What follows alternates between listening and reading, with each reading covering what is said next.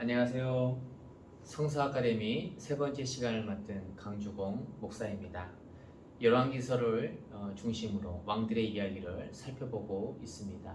이 시간에는 남유다의 최초의 여왕이자 또한 가장 악한 여왕이었던 아달랴를 살펴보겠습니다.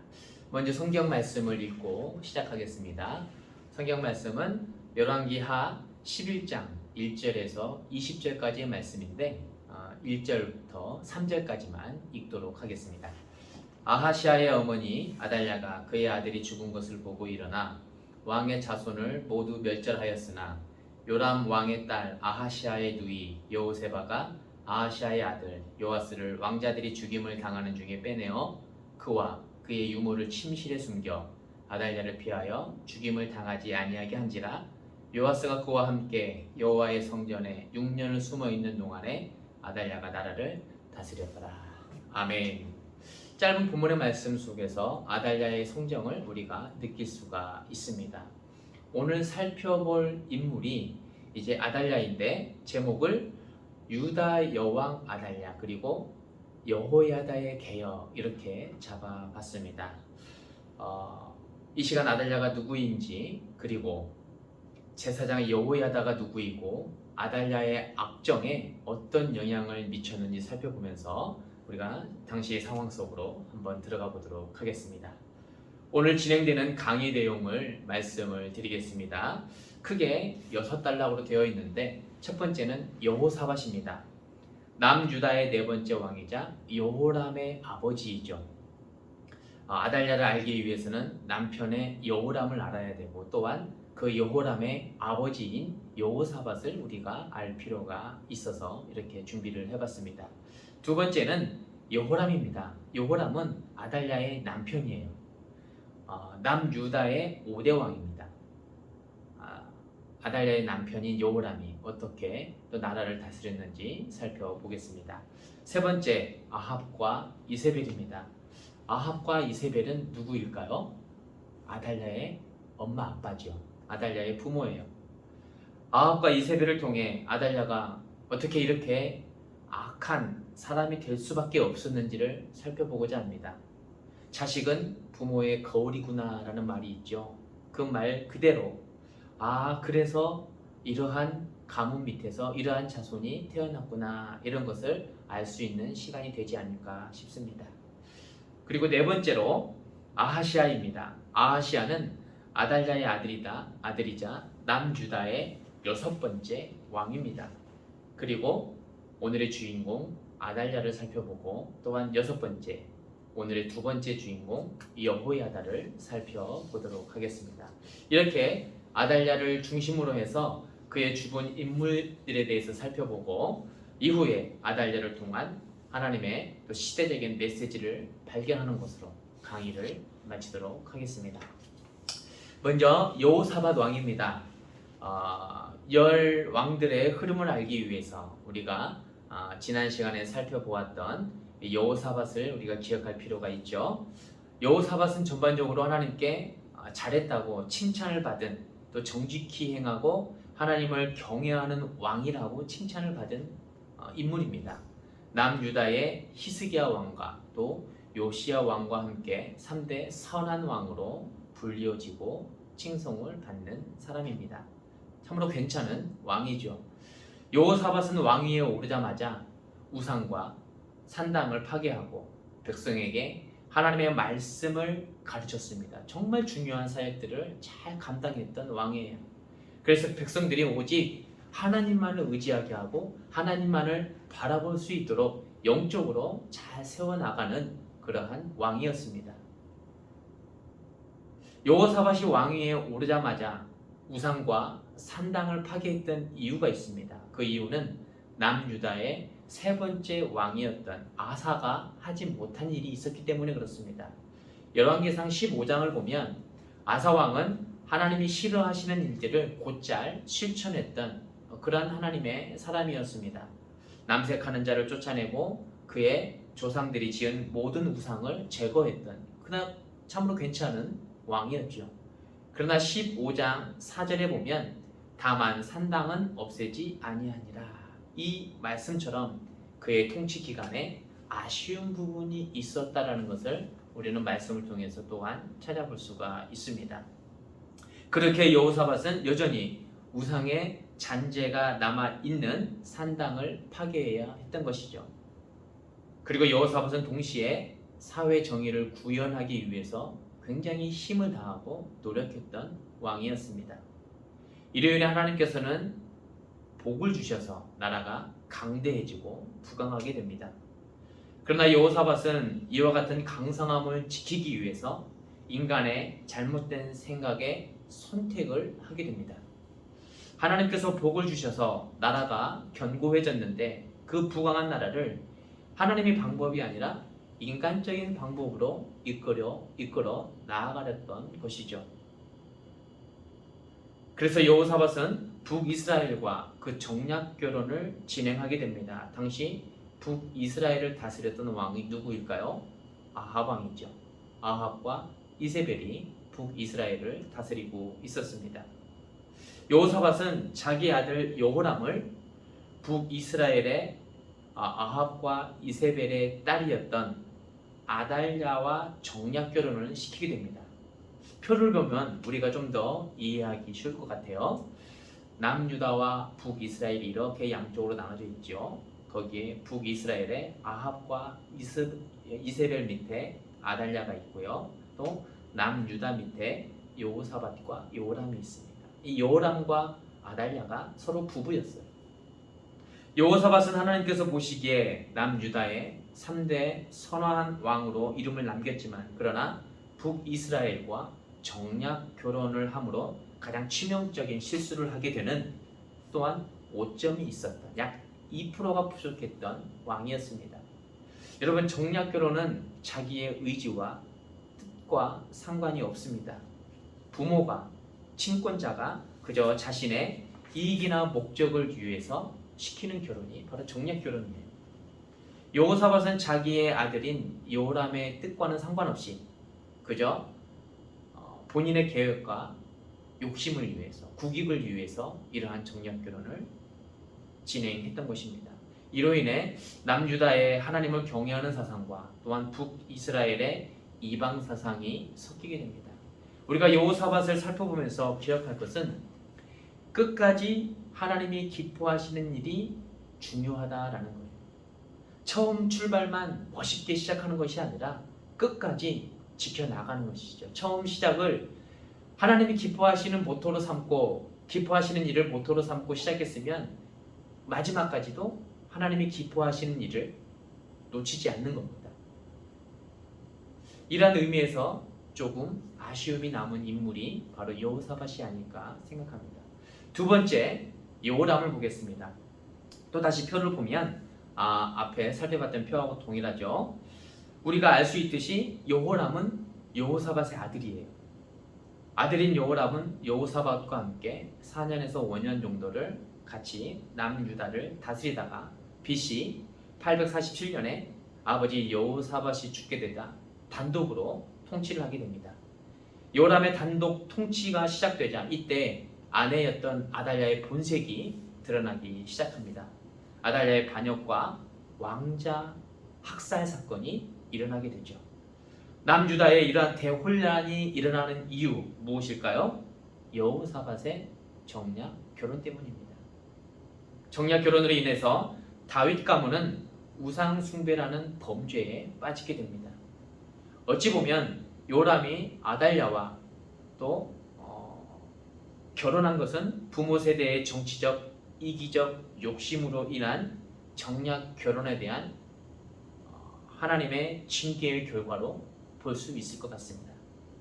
자기 나라를 더 견고하게 세우기 위해서 해서는 안 될, 손을 잡아서는 안 될 이방인과 손을 잡고 하나님이 아닌 우상을 섬기며 악을 행했다는 것은 심판과 징계의 이유가 충분했다는 것이죠.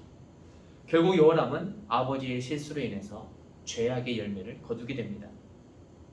또한 여호람은 아내를 잘못 만나서 죄악 가운데 빠지게 될 뿐만 아니라 다윗 가문에 큰 위기를 가져다 주게 됩니다. 여호람을 보면서 우리가 기억할 것은 사람을 잘 만나야 된다는 것이에요. 배우자를 잘 만나야 한다는 것입니다. 남자는 여자를 잘 만나야 하고 여자는 남자를 잘 만나야 할 것입니다. 둘이 만나서 한 가정을 이루는 데 있어서 가문을 봐서도 안 되고 어떠한 이익을 봐서도 안 된다는 거예요. 집에 사람이 잘 들어와야 신앙의 가문이 계속 유지되고 신앙의 유산이 이어질 수 있다는 사실을 우리는 기억해야 할 것입니다. 자, 세 번째, 아합과 이세벨입니다. 다시 또 한번 표를 보겠습니다. 아달랴의 부모가 누구라고 했습니까? 아합과 이세벨이에요. 아합과 이세벨은 첫 시간에 아주 자세하게 들으셔서 잘 기억하고 계실 줄로 알고 있습니다. 북이스라엘의 19명의 왕들 중에서 가장 악한 왕인 제7대 왕 아합 왕이에요. 아합은 탐욕의 노예로 아내 이세벨의 계략에 따라서 나봇을 살해하고 그의 포도원을 약탈해갑니다. 그리고 이세벨과 함께 하나님의 사람을 핍박했습니다. 또한 오바댜가 숨긴 100명의 선지자를 제외한 여호와의 선지자를 모조리 살해했던 참으로 잔인하고 악한 사람입니다. 그런데 아합보다 더 악한 사람이 있는데 바로 그의 아내 이세벨이라는 사실이에요. 아합 왕의 모든 악행의 중심에는 이세벨이 있었다는 거예요. 여러분, 이세벨은 이방 여인입니다. 옛 바알, 즉 바알 제사장의 딸이 바로 이세벨이에요. 우상을 섬겼던 그의 딸의 제사장의 딸이 이세벨이라는 것입니다. 이세벨은 가증스러운 우상의 숭배자이며 성경 역사상 가장 잔인하고 타락한 여인으로 지탄을 받고 있습니다. 그는 아합과 결혼하면서 아합을 맹신적인 바알 숭배자로 만들었습니다. 그리고 이스라엘 내에 음란하고 부패한 바알 숭배를 권장했을 뿐만 아니라 수백 명의 바알과 아세라 선지자들을 포섭해서 조정했던 사람입니다. 그리고 사마리아의 바알 제단과 또 아세라 우상을 세웠던 사람이죠. 이세벨이 엘리야를 얼마나 힘들게 했는지 모릅니다. 당시에 활동했던 선지자가 바로 이제 엘리야인데요. 이세벨은 그 자신의 악한 본성으로 엘리야를 무척이나 힘들게 하고 괴롭게 했던 사람입니다. 이세벨과 엘리야 하면 우리가 기억나는 전투, 잊지 말아야 할 전투가 있는데 바로 갈멜산의 전투입니다. 이스라엘의 3년 동안 가뭄이 지속되자 아합은 그 원인을 엘리야에게로 돌리게 됩니다. 그래서 수백 명의 바알과 아세라 선지자들과의 대결을 하게 되는데 우리가 잘 알고 있는 대로 450대 1의 대결이 바로 거기에서 비롯되었습니다. 말이 450대 1이지 여러분 10사람과 대결을 혼자서 10사람과 대결을 한다고 한번 생각해 보시기 바랍니다. 얼마나 힘들까요? 한두 사람만 대해도 벅찬데 10사람을 대한다는 것 감당하기 너무도 어려울 것입니다. 그런데 450대 1은 이것은 상상하지도 못할 그러한 숫자인 것 같습니다. 그 중압감은 이루 말할 수 없을 것입니다. 그러나 혼자 마주하기만 해도 벅찬 그 대결에서 엘리야가 하나님의 능력에 힘입어 승리하게 되죠. 이때 바알의 선지자 450명 모두가 죽게 됩니다. 이에 아합은 갈멜산에서의 일들을 이세벨에게 자세하게 말합니다. 다른 말로 하면 고자질한 거예요. 자기의 속상한 마음을 아내 이세벨에게 일러 바쳤습니다. 그래서 이세벨은 남편의 이야기를 곰곰이 듣고 엘리야를 죽이기 위해 전력을 다하죠. 이제 엘리야가 잡히는 것은 시간 문제였습니다. 눈에 불을 켜고 그림처럼 엘리야를 잡기 위해 온 나라를 뒤집기 시작했습니다. 그래서 엘리야는 이러한 이세벨을 피해 로뎀나무로 피하게 되어서 탈진한 상태로 하나님께 이렇게 고백하죠. 참 엘리야의 고백이 참으로 힘겨운 고백이었구나 하는 것을 느껴지게 됩니다. 내가 만군의 하나님을 위해 목숨을 다해서 열심히 사역했는데 돌아오는 것은 생명의 위협입니다. 나는 이렇게 죽을 힘을 다해서 악인들을 피해 도망 다니는데 하나님, 도대체 하나님은 어디 계시나요? 하면서 탈진해서 로뎀나무 아래 망연자실한 채 쓰러지게 됩니다. 누가 이렇게 하나님의 사람 엘리야를 힘들게 했습니까? 이세벨이 참으로 악하고 독한 사람인 것을 알 수가 있죠. 또한 우리가 앞서서 잠깐 살펴본 것처럼 자신의 딸인 아달랴를 다윗 왕가와 결혼시켜서 바알 숭배의 악한 영향력이 남유다에 미치도록 했습니다. 그리고 백성을 미혹하는 음행과 술수를 많이 행했다는 거예요. 여러분 어떻습니까? 혹시 주변에 이러한 악한 사람이 있다면 여러분 어떠세요? 참으로 견디기 어려울 것 같습니다. 우리가 이런 사람을 직접적으로 겪어보지 못해서 피부로 와닿지 않는 부분도 있을 것이지만, 그러나 당시 아합과 이세벨의 악함을 경험했던 주변에 있던 수많은 사람들은 혀를 내둘렀을 것입니다. 누군가가 나를 지구 끝까지 쫓아와서 괴롭힌다면 어떻게 살 수 있을까요? 엘리야처럼 탈진해서 쓰러지거나 아니면 극심한 스트레스로 인해서 극단적인 선택을 하고 이 세상에 사랑하는 모든 사람을 뒤로 한 채 떠날 수도 있을 것입니다. 우리가 살아가는 주변에는 아합과 이세벨과 같은 성정을 지닌 사람들이 분명히 존재합니다. 아직 내가 만나지 못했을 뿐이지 분명히 있다라는 거예요. 만일 아합과 이세벨과 같은 사람을 만나게 된다면 어떻게 해야 될까요? 어떻게 하는 것이 지혜로울까요? 먼저는 피하는 것이 지혜로울 겁니다. 주님의 말씀을 기억하면서 단호하고 냉정하게 뛰쳐나오는 것이 지혜로울 것입니다. 여러분, 이러한 지혜를 통해서 우리의 신앙과 또 가정과 믿음을 지켜내시기 바랍니다. 네 번째로 아하시아입니다.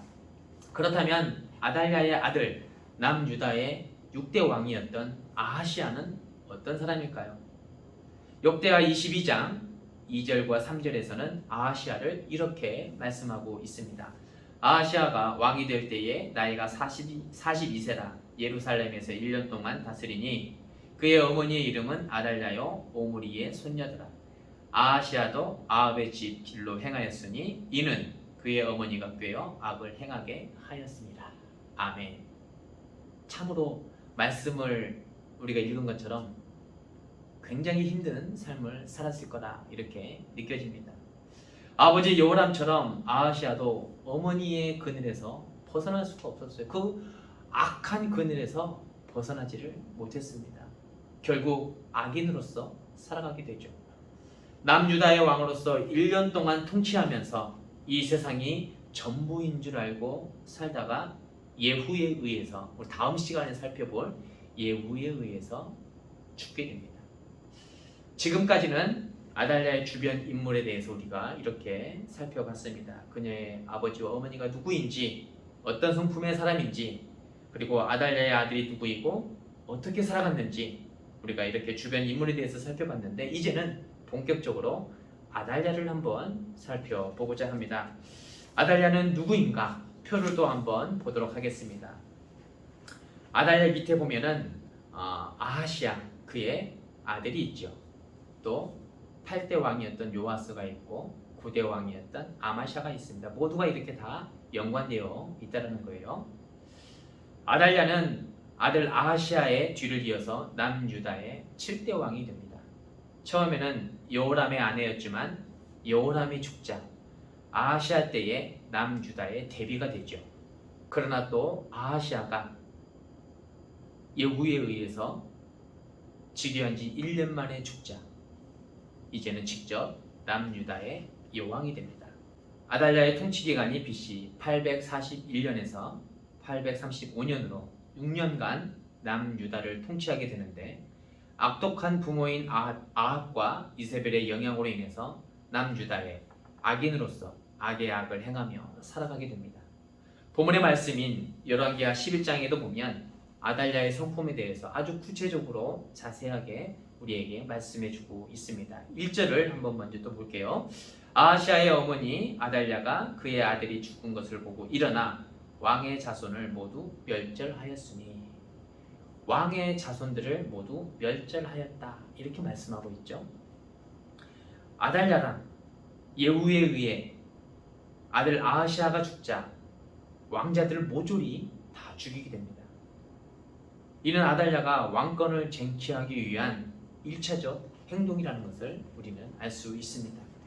여기서 왕의 자손은 왕위를 계승할 수 있는 자격을 가지고 있는 그 다윗 가문의 모든 자손을 의미합니다. 더 구체적으로 아하시아의 직계 아들이에요. 아하시아의 직계 아들이 무엇을 의미합니까? 친손자라는 것을 의미하죠. 아달랴는 자신의 왕위를 위해서 친손자까지도 모조리 죽이게 되는 참으로 극악무도한 사람이었다라는 것을 알 수가 있습니다. 그렇다면 이렇게 분노하며 친손자들까지 죽인 이유가 무엇일까요? 단순히 왕권 때문일까요? 그렇지 않습니다. 다양한 의미가 여기에 담겨져 있습니다. 먼저 자기 아들 아하시아가 예후에 죽었기 때문에 이 복수심으로 인해서 모조리 죽이게 된 것이죠.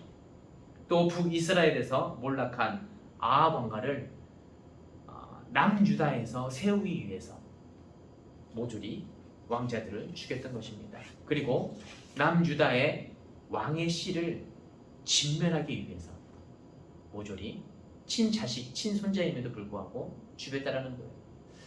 여러분, 이미 아합 왕가는 예후에 의해서 멸망당했습니다.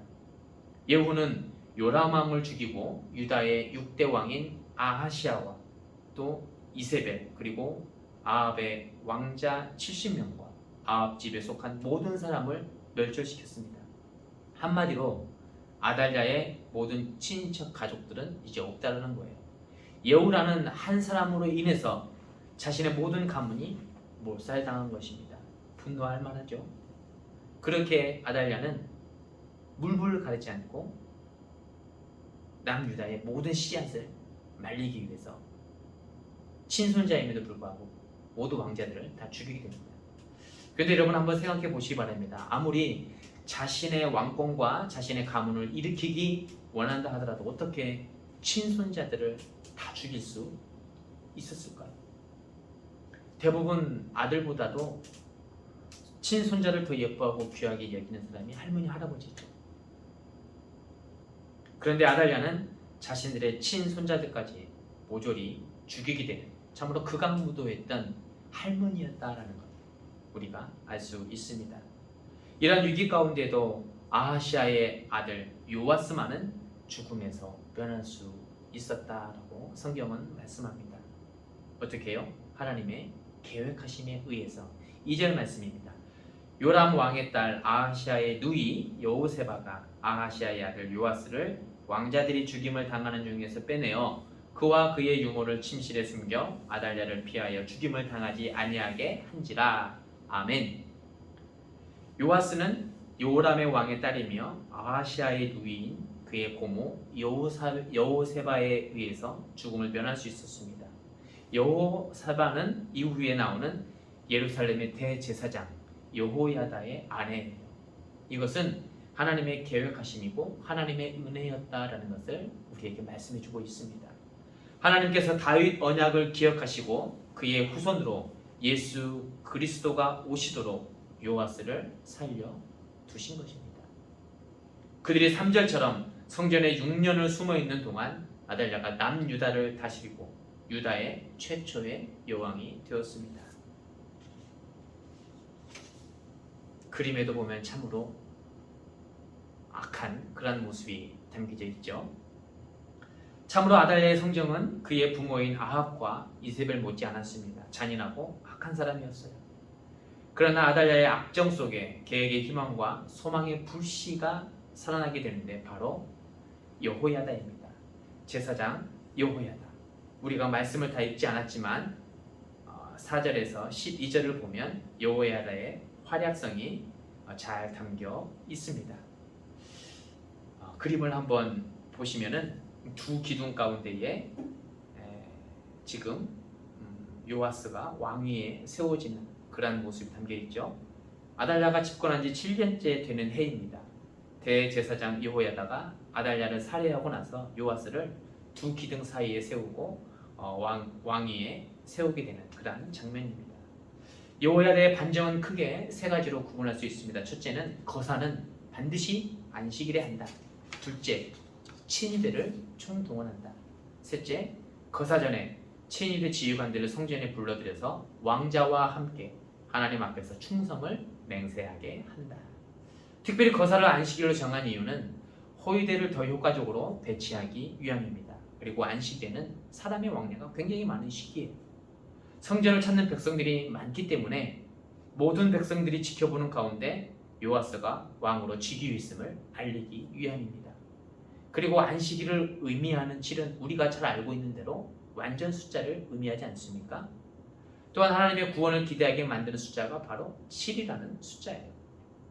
즉 하나님의 안식일에 요아스가 즉위하게 되는 신앙적 의미는 하나님의 개입과 구원을 갈망하는 여호야다의 심정이 담겨 있었다라는 것을 알 수 있습니다. 모든 계획과 준비가 하나님의 개입하심이었고 하나님의 은혜였다라는 사실을 우리는 알 수 있다는 것이죠. 이러한 여호야다의 계획으로 인해서 어린 왕자를 왕위에 즉위시키고 아달랴를 왕궁에서 죽이게 됩니다. 그리고 오늘 본문의 말씀과 병행 구절인 역대하 23장 1절에서 3절에 따르면 제7년에 여호야다가 용기를 내어 백부장을 비롯한 군대의 지휘관들과 뜻을 같이 하기로 언약을 세웠다. 이렇게 말씀하고 있어요. 여기에서 용기를 내었다라는 여호야다의 표현이 참으로 중요합니다. 왜냐하면 이 작전은 암암리에 전개되어야 했기 때문입니다. 이 거룩한 용기는 백성들을 위한 용기이기도 하지만 하나님을 위한 용기였다라는 거예요. 이처럼 여호야다는 용기를 내어서 용병 출신의 백부장들 뿐만 아니라 유다의 군 지휘관들을 포섭하고 레위인과 족장들까지도 모두 다 불러 모았습니다. 그리고 여호야다는 부장한 모든 호위병들이 성전 주변을 삼엄하게 경비하게 하는 가운데 왕자를 인도에 내서 왕관을 씌우게 됩니다. 율법책을 주고 기름을 부어 왕으로 선포하게 하죠. 여호야다가 요아스에게 율법책을 준 이유가 무엇일까요? 자기 마음대로 사람의 마음대로 나라를 다스리는 것이 아니라 하나님의 말씀대로 나라를 다스릴 것을 기대했기 때문입니다. 이렇게 하며 요아스는 왕이 되고 아달랴는 죽음을 맞이하게 됩니다. 그러나 아달랴는 자신의 죽음을 순수하게 받아들이지 않았습니다. 열왕기하 11장 13절에서 16절을 보면 아달랴가 죽기 전의 상황을 보여주고 있는데 아달랴가 손을 놓고 있다가 죽음을 당한 것이 아니라 거세게 대항했던 것을 볼 수가 있습니다. 아달랴는 성전 방향에서 시끄러운 소리가 들리자 그리로 막 달려가요. 가서 보니 새롭게 왕위에 오른 요아스가 성전 입구 기둥에 서 있었던 겁니다. 성전의 기둥은 보아스이고 야긴이라 새겨진 기둥이죠. 이 보아스와 야긴인 우리가 잘 알고 있는 것처럼 하나님 안에 능력이 있다, 하나님이 세우셨다, 이 뜻을 가지고 있지 않습니까? 즉 능력이 하나님께서 세우신 왕위가 영원하리라, 이러한 의미를 가지고 있었던 것이죠. 이렇게 시끄럽고 요란한 소리와 함께 요아스가 즉위식을 행하자 아달랴가 14절의 말씀처럼 자기 옷을 찢으며 외칩니다. 반역이로다, 반역이로다. 그때 제사장 여호야다는 경호 및 경비를 담당하고 있는 백부장들에게 명령합니다. 15절의 말씀처럼 그를 대열 밖으로 몰아내라. 그를 따르는 자는 모두 칼로 죽이라. 말씀에는 부드럽게 나타나 있지만 아마도 저 악독한 살인마를 끌어내라, 모조리 죽여라, 이런 식으로 강하게 선포했을 것 같습니다. 이로 인해서 아달랴를 따르는 사람들, 아달랴를 구출하려고 도와주는 사람들을 할 것 없이 모조리 죽임을 당하게 됩니다. 이렇게 해서 아달랴는 죽임을 당하고 요아스가 7세에 남유다의 8대 왕이 되었습니다. 여러분 어떻습니까? 아달랴를 통한 하나님의 핵심적인 메시지 여러분들 발견했습니까? 지금까지 남유다의 7대 왕인 아달랴에 대해서 살펴봤습니다. 아달랴 한 사람으로 인해서 남유다에는 신앙적 대혼란이 있었습니다.